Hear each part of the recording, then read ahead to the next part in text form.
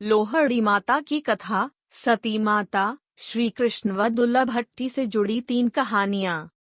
भारत में व खासकर पंजाब राज्य में हर वर्ष 13 जनवरी को लोहड़ी का पर्व बड़े ही धूमधाम के साथ मनाया जाता है। इस दिन सभी मोहल्ले वाले एक जगह एकत्रित होकर इस त्योहार को मनाते हैं। जनवरी के महीने में पूरे उत्तर भारत में कड़ाके की ठंड पड़ती है। इस दौरान सभी मोहल्ले वाले लकड़ियां जलाते हैं और उसके चारों ओर घेरा बनाकर बैठ जाते हैं। सबसे पहले इस पवित्र अग्नि की पूजा की जाती है और उसमें गुड़, तिल इत्यादि को अर्पित किया जाता है। पिछले कुछ वर्षों में यह त्योहार संपूर्ण भारत में प्रसिद्ध हो चुका है। कई जगहों पर इसके लिए मुख्य आयोजन किए जाते हैं, लेकिन क्या आप लोहड़ी की कहानी या लोहड़ी का इतिहास को जानते हैं? दरअसल इसके पीछे एक नहीं बल्कि 3 कहानियां जुड़ी हुई हैं, जिस कारण इस पर्व का महत्व और भी अधिक बढ़ जाता है। आज हम एक एक करके लोहड़ी की तीनों कथाओं के बारे में आपको बताएंगे ताकि आप जान सके कि लोहड़ी क्यों मनाई जाती है। लोहड़ी की कथा। एक महादेव व माता सती की लोहड़ी से जुड़ी कथा। क्यों मनाई जाती है लोहड़ी? जाने इसकी कथा। हर साल जनवरी के महीने में लोहड़ी का पर्व बेहद उत्साह के साथ मनाया जाता है। यह दिन सिख समुदाय के लिए अहम होता है। यह त्योहार हर साल मकर संक्रांति से एक दिन पहले आता है। इस दिन आग का अलाव लगाया जाता है। फिर इसके बाद चारों तरफ लोग एकत्र होते हैं और अग्नि में रेवड़ी, खील, गेहूं की बालियां और मूंगफली डालते हैं। चलिए जानते हैं इस पर्व की कथा। लोहड़ी की कथा देवों के देव महादेव और मां पार्वती से संबंधित है। लोहड़ी की कथा देवों के देव महादेव और मां पार्वती से संबंधित है। धार्मिक मान्यता के अनुसार वैदिक काल में मां पार्वती के अग्निकुंड में प्राण की आहुति देने के बाद लोहड़ी का पर्व मनाया गया। लोहड़ी की पौराणिक कथा है कि प्रजापति दक्ष भगवान शिव और मां पार्वती के विवाह होने से खुश नहीं थे। एक बार प्रजापति दक्ष ने महायज्ञ करवाया। इस यज्ञ में प्रजापति दक्ष ने भगवान शिव और पुत्री सती को आमंत्रण नहीं दिया। तब मां सती ने भगवान शिव से पिता के यज्ञ में जाने की इच्छा जाहिर की। उन्होंने अनुमति भी मांगी। तब देवों के देव महादेव ने कहा कि महायज्ञ के आमंत्रण के बिना किसी के कार्यक्रम में जाना सही नहीं है। उन्होंने आगे कहा कि ऐसी स्थिति में सम्मान की जगह अपमान होता है, इसके लिए आप महायज्ञ में न जाएं। लेकिन मां सती के न मानने पर भगवान भोलेनाथ ने उन्हें यज्ञ में जाने की अनुमति दे दी।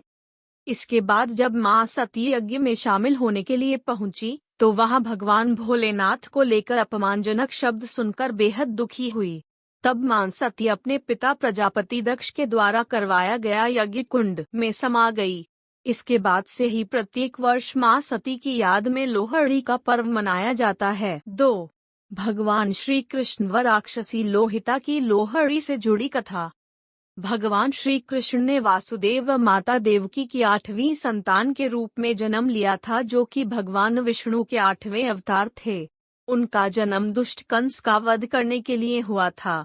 वासुदेव ने श्री कृष्ण के जन्म के पश्चात यमुना नदी को पार करके उन्हें नंद बाबा और माता यशोदा के घर छोड़ दिया था। जब कंस को इस बारे में पता चला तो उसने कई राक्षसों को श्री कृष्ण का वध करने नंदगांव भेजा था। कंस के भेजे गए हैं राक्षस का वध छोटे से श्री कृष्ण रहस्यमय तरीके से कर दिया करते थे। एक दिन कंस ने मकर संक्रांति वाले दिन लोहित नामक एक राक्षसी को श्री कृष्ण का वध करने भेजा था। उस समय भगवान श्री कृष्ण बहुत छोटे थे, जिनका पालन पोषण नंद बाबा व माता यशोदा कर रहे थे। लोहिता राक्षसी ने नंद बाबा के गांव पहुंचने के बाद वहां बहुतान तक मचाया और बच्चों को मार कर खाने लगी। तब भगवान श्री कृष्ण उस राक्षसी के साथ खेलने लगे और उसे खेल खेल में ही मार डाला। लोहिता के आतंक से मुक्त होने के पश्चात गांव वालों ने खुशी से आपस में मिठाइयां बांटी। इस कारण भी लोहड़ी का पर्व मनाने की प्रथा शुरू हुई। 3. दुल्लभ भट्टी की लोहड़ी से जुड़ी कथा। यह कहानी क्रूर मुगल आक्रांता अकबर के समय से जुड़ी हुई है। अपने भारत देश के कई जनपद 12वीं शताब्दी के बाद से ही अफगान व फिर मुगल शासकों के हाथों में चले गए थे। उसके बाद से ही लगातार हिंदू व हिंदू धर्म की अन्य शाखाओं बौद्ध, जैन व सिखों पर अत्याचार बहुत अधिक बढ़ गए थे, जिसमें मुख्यतः महिलाओं का शोषण होता था। अकबर के शासनकाल में मुगल आक्रांता पंजाब से बड़े पैमाने पर हिंदू व सिख लड़कियों को अरब देशों में बेच दिया करते। दुल्ला भट्टी इन हिंदी थे जहां उनसे गुलामों के जैसे बर्ताव किया जाता था। उस समय पंजाब में दुल्ला भट्टी नाम का एक डाकू प्रसिद्ध था।